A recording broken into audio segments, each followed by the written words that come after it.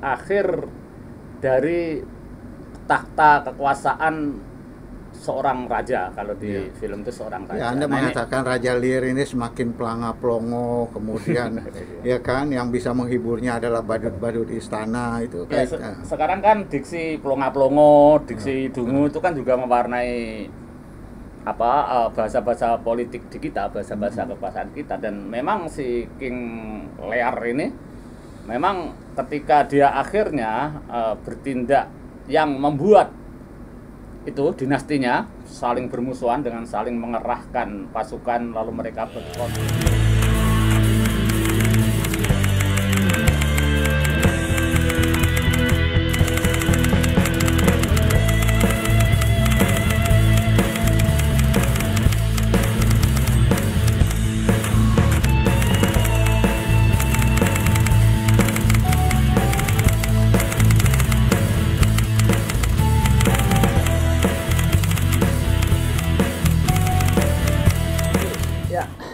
Ini saya makin tua ini kayaknya justru butuh asupan nutrisi. Apa itu? Tahu nggak kenapa? Kenapa? Karena saya kalau membaca tulisan Anda di Suara Merdeka itu agak sulit, atau saya perlu berpikir keras untuk bisa memahami tulisan itu. Makanya saya perlu tambahan asupan nutrisi nih sepertinya. Yang terakhir Anda baca? Terakhir, ya. Yang terakhir saya baca Lawakan Si Bodoh di Ujung King Lear. Ini dari naskah aslinya dari William Shakespeare ya. Ya, itu filmnya. Karena kita di perfilman, maka seringkali yang terbersit di kepala kita itu tentang urusan film yang menyangkut masalah perfilman. Tetapi yang memicu tulisan itu hari Minggu kemarin itu adalah peristiwa pagi hari ketika di Rembang ada pertemuan yang mereka menyatakan tokoh-tokoh bangsa untuk sowan ke rumah itu Gusmus, ya kan? Gusmus, ya. Dan di sana kan rame itu di media sosial maupun media mainstream bahwa itu bukan pertemuan silaturahmi biasa, tetapi sesuatu yang memikirkan bangsa ini, kira-kira begitulah. Terus kaitannya sama King Lear apa? Iya, saya jadi ingat. Ya, Anda mungkin juga ingat lah bahwa pernah ada film judulnya Run.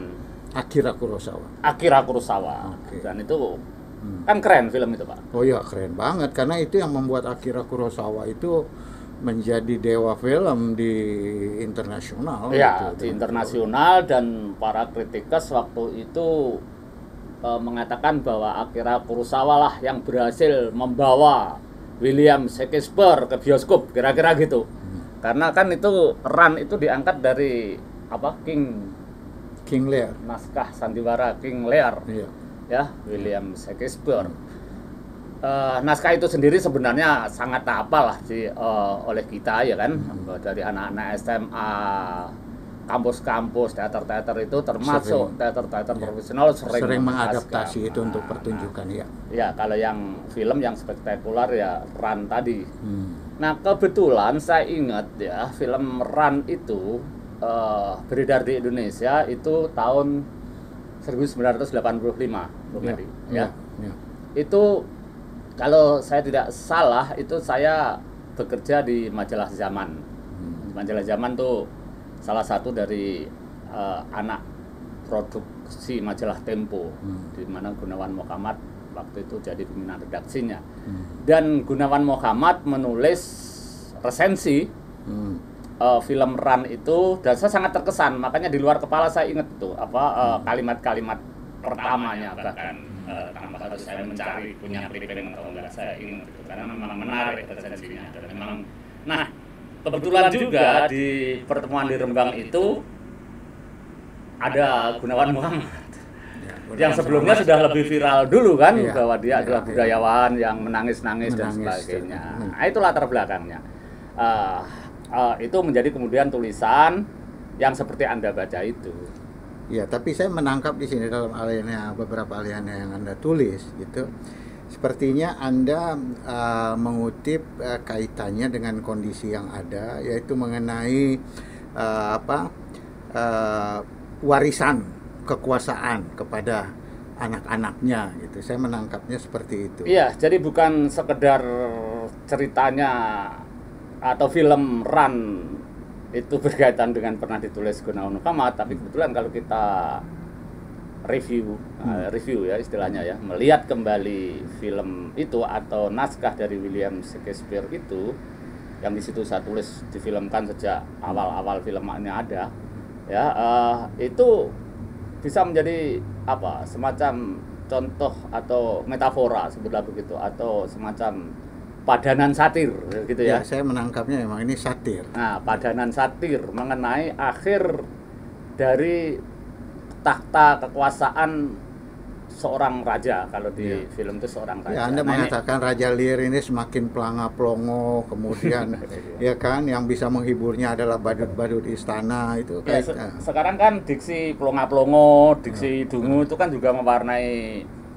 bahasa-bahasa politik di kita, bahasa-bahasa kekuasaan kita. Dan memang si King Lear ini memang ketika dia akhirnya bertindak yang membuat itu dinastinya saling bermusuhan dengan saling mengerahkan pasukan, lalu mereka berkonflik dan sebagainya. Nah, dia memang menjadi pelongo-pelongo, menjadi bahkan cenderung dilihat gila. Nah, sampai di dalam adegannya itu ada dia berdoa atau meminta kepada langit supaya dirinya tidak menjadi gila, kira-kira gitu kan. Nah, karena kan gitu, itu di cerita itu King Lear itu ya. Nah, ini saya pikir kan saya sering mengatakan ya, kita itu kalau melihat film itu juga sebagai pengetahuan, sebagai referensi, sebagai karya seni dan sebagainya ya. Ini bisa menjadi semacam kekayaan batin kita untuk bagaimana sebuah problem di ujung takhta itu bisa mengakibatkan tragedi-tragedi dan juga kegilaan-kegilaan macam itu. Lalu itu karena pengaruh tidak ingin lepas dari kekuasaan itu mungkin. Atau apa? Dalam King Lear enggak bahkan ya. Kalau di dalam King Lear itu bahkan dia sebenarnya ingin tulus membagi warisannya kepada 3 putrinya itu kan. Ya sama aja. Artinya kan membagi kekuasaan kepada turunannya. Iya, kan? Tapi kan enggak apa-apa, ini kan monarki. Enggak apa-apa, zaman monarki, zaman kerajaan ya itu sah-sah cuma aja. Yang lebih bisa kita pelajari dari naskah William Shakespeare itu adalah bahwa kebiasaan dia menerima ABS dari lingkungannya, asal bapak senang, kebiasaan berbohong, berdusta dan sebagainya, kebiasaan bahwa setiap pertanyaan yang muncul dari dia itu harus dijawab dengan seperti yang dikehendaki, itu membuat dia kemudian salah dalam menyikapi anaknya yang di situ Cordelia itu. Padahal Cordelia itu malah yang paling sayang sama dia. Gitu loh. Dia mencoba untuk bercerita tentang fakta dan kenyataan, kan? Bukan mengatakan hal-hal yang hanya menyenangkan. Nah, bahkan dia sudah diingatkan oleh Patih Ken di situ supaya anda ini salah raja, yang menyayangi anda itu justru malah si Cordelia ini, tetapi karena dia itulah cara menyayangi yang sebenarnya, kira-kira gitulah. Tetapi itu tidak digubris dan sebagainya. Tapi topik lainnya adalah kemudian yang berkaitan dengan tadi di dalam cerita William Shakespeare itu atau juga di dalam film Run ya, itu kan muncul tokoh badut, Pak. Tokoh di situ kan karakternya disebut The Fool atau The Fool itu terjemahnya kan bodoh kan. Kalau saya sebenarnya lebih senang kalau itu diterjemahkan dungu gitu ya. Tapi supaya karena dia sebenarnya di balik sebutan bodoh itu ternyata ini bisa mewakili penonton sebagai tokoh yang bijaksana. Ya kan? Dengan lawakan-lawakannya, badutnya, lucu-lucunya itu dia justru memberi semacam penyadaran selain kegembiraan-kegembiraan kepada si King Lear supaya dia bisa melihat kembali kebaikan, bisa mengembalikan kewarasan, bisa dan sebagainya, adalah dia menunjukkan melalui kebodohannya itu untuk menyadarkan geng liar supaya waras kembali gitulah Ya, kira-kira. artinya dia dibilang si the fool, tapi sebetulnya orang ini sangat pinter. Iya, paling tidak penonton menangkap itu. menangkap kan itu, dia apa ngelucu, badut. Itu cara ngoceh. dia untuk menyampaikan apa yang perlu disampaikan dengan cara yang menyenangkan, tapi sebetulnya dengan tujuan yang baik. Iya, nah tambahnya adalah ada di tulisan itu saya mengutip banyak kritikus mengatakan bahwa The Fool ini atau si bodoh ini sengaja atau dengan cara membodohkan dirinya itulah, bahkan semakin dia membodohkan dirinya atau semakin dia menyampaikan kebenaran yang ingin disampaikan kepada King Lear, maka dia menjadi sangat bodoh.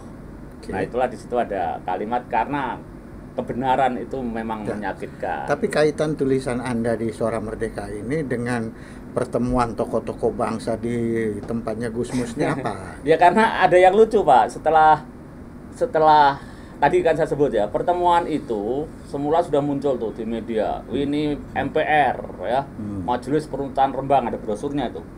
Ini adalah tokoh-tokoh bangsa yang berkumpul di Rembang dan akan menelurkan sesuatu yang penting gitu. Ini terdiri dari tadi selain budayawan top Gunawan Muhammad juga ada Menteri Agama kan, mantan Menteri Agama, ada tokoh agama, ada aktivis, ada macam-macam tuh yang selama ini memang tidak jauh dari istana selama ini berada di lingkungan itu, sehingga kita anggap ini seperti para pateh Ken atau bahkan seperti The Fool tadi, atau mungkin apalah seperti bukan orang-orang yang jauh dari rezim Jokowi, sehingga dari kemarin kan mereka ini ditunggu itunya testimoninya yang kira-kira memperjelas itu. Tapi kan saya lihat testimoninya kan lucu-lucu aja, ya memang lah mengkritisi tentang kebijakan hari ini Jokowi atau kekuasaan yang begini, tapi dia masih percaya bahwa akan baik. Sama dengan ketika ditanyakan wartawan itu kok ada aparat TNI dan Polri ikut masang baliho-baliho yang gitu, dia jawab,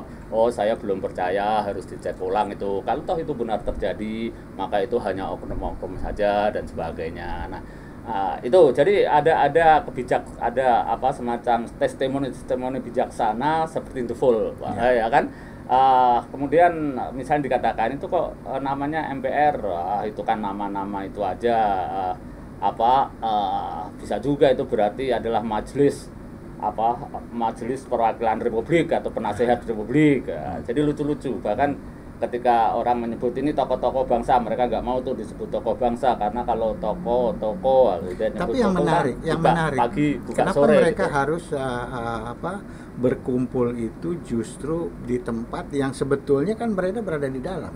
Kenapa tidak mereka bicaranya di dalam tapi malah kalau itu urusan politikus Pak, saya nggak ngerti. Ya. Saya hanya meliput makanya saja. Itu yang tadi saya bilang, saya kadang-kadang perlu asupan nutrisi, kadang suka nggak paham.